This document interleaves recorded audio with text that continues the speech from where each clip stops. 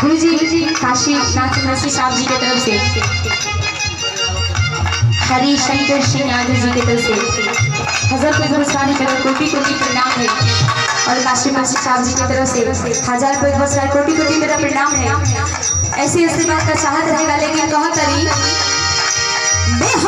चटी भैया की तरफ से 1000 रुपये पुरस्कार है। कोटि कोटि मेरा प्रणाम है आपको। और बड़े भैया विजेंद्र हारमोनिया बादल, इनके तरफ से 1000 रुपये पुरस्कार है। आपको मेरा कोटि कोटि प्रणाम है। लेकिन कहना है मैं होली की याद जो दीवाना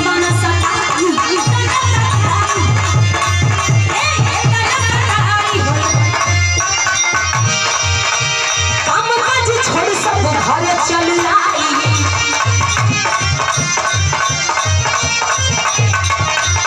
अब भैया एगो हमनी के छपरा के साइड लोग गावे न लोग अरे मैं हरी के याद के तना सताई हरी के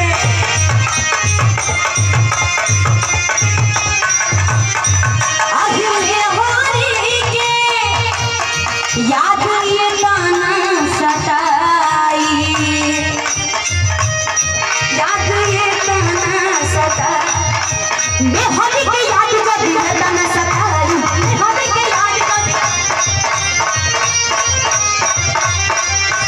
हम काज छोड़ सब घर चल आई।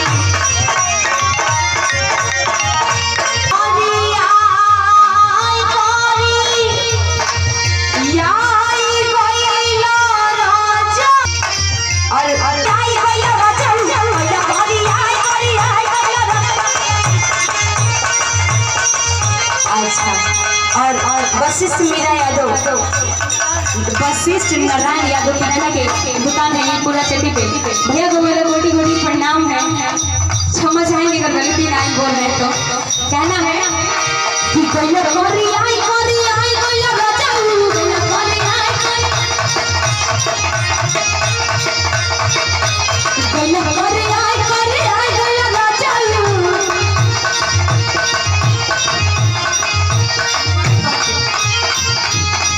आहे कहावा नहसावत यहाँ जादू मारल हसहो कहावा नहसावत यहाँ जादू मारल हसहो दुबराई गइल नजर अवन नहसावत जादू मारल हसहो दुबराई गइल नजर। असली भाव भी नहीं आ रहा है। देखिए असली भाव नहीं आ रहा। अब भविष्य का जब को कला के हिसाब से कला के हिसाब से बात हो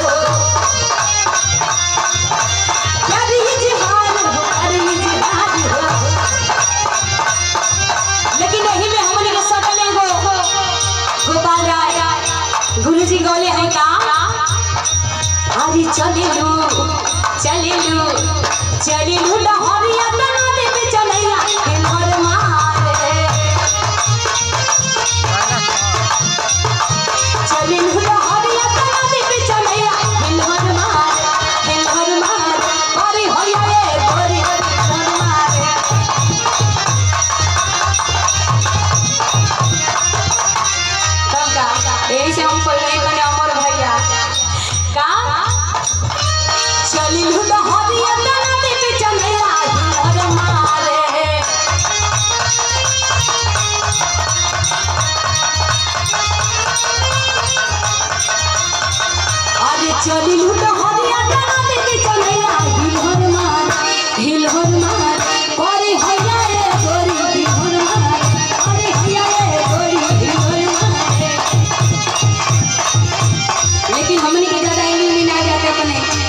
लाइन पे लेके लास्ट भाव में कहा तरी तमाम भाई का राज बनी जा कहा तरी कि तोहरा से करी हम प्यारी इजहार हो